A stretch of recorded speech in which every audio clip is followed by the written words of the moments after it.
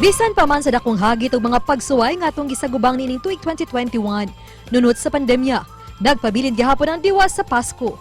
Pinagi sa pagpabarog og mga Christmas tree, pagbutang og mga mabalukong dayan-dayan ug pagsabit sa mga parol. Kini nagpahinumdum kanato nga aduna pagipaglaom. Sama na lang sa usa sa mga gipaabot nga tinuig nga Tree of Hope nga gipabarog sa may Fuente Circle. Ang kahayag nga gidan-ag niini daw naghatag og mga pahiyom sa matag Sugboanon. Apan unsa kay istorya o inspirasyon luyo sa disenyo sa Tree of Hope ning tuiga. Kana ang dungan natong sayran, kauban ang nango sa paghimo niini. Karong buntaga, dinhilang sa GMA Regional TV Live. Damgurag yun niya tuod ka ni Adto apan nahataga nagkatumanan ang iyang tinguha nga makadesign sa Fuente Christmas tree og makauban nato siya karong buntaga sa programa mga kapuso. Brendon Cabarubias. Mayong buntag, Sir Brendon, maupay na aga nimo. Welcome sa GMA Regional TV Live. Mamahimo ba, sir, mag-greeting mo advance Merry Christmas ang atong mga kapuso nga nagtanaw? Sir Nick, may buntag. Advance Merry Christmas ninyong tanan, diha mga kapuso. Daghang salamat, sir, sa pag-uban namo og maayong Pasko sab nimo.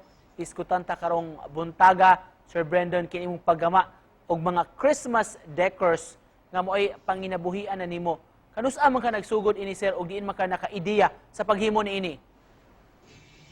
Kuan pa lang, sir, bata pa lang ko, hilig na ko kuan, sir, baka na more on mga art-related project na sir. So, makaingon ko nga, diha dyan ko nagsugod sa akong hilig, sa akong passion. Ang tod nga, niabot ang time nga, nakahimo na dyan mga ingunan nga project. Kini imong napilian nga negosyo, sir, o panginabuhian. Of course, kusugid ka ayo ni matagsud sa Burr months kay matud pa Christmas is on the air naman. Kumusta unsa may dakong natabang niini nahatag sa inyong pamilya? Ug sa imong kaugalingon, Sir Brendon? Ako kay natabang na mo through financially. Kay kung wala ni nga project, sir, makaingon sad ni nga wala pud may trabaho karon ba. Okay? Pero gawas, of course, sir, kay ikaduhan mi ning tuig nimo no sa Tree of Hope. Naga-design magyud, sir, nagama magyud ka og mga Christmas decors magyud sa inyo? Unsa may mga usual nimo nga ginahimo, sir, ginabuhat?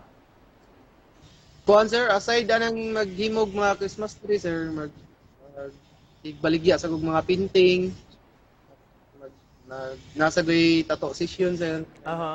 Nasa goy magprinta sa kog sanina. Katong time nga wala pa'y pandemya, naghimo sad kog mga props sa sinulog.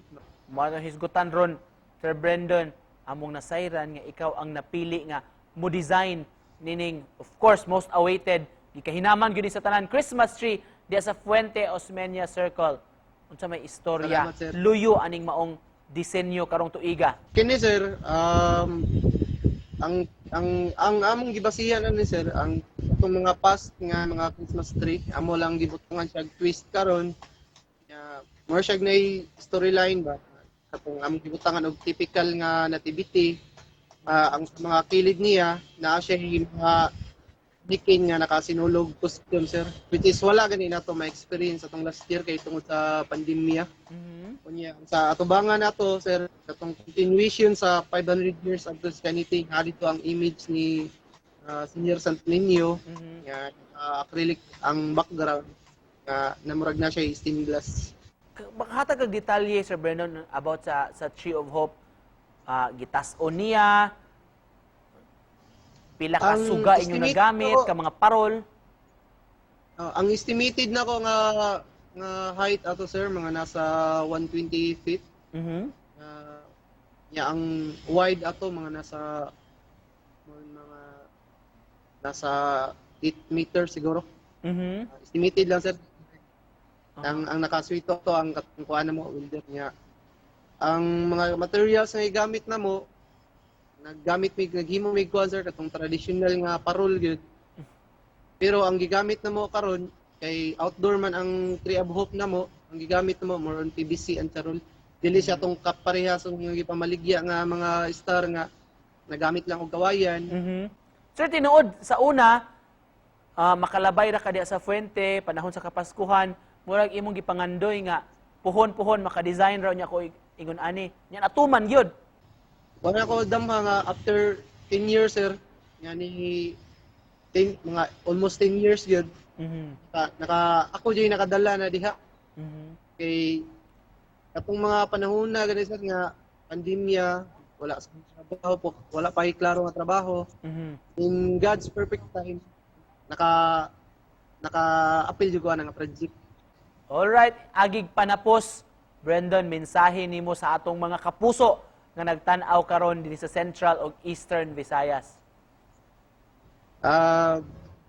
May manghinaot ko nga ang panahon ko karong December tungod sa Tree of Hope malipayon kita.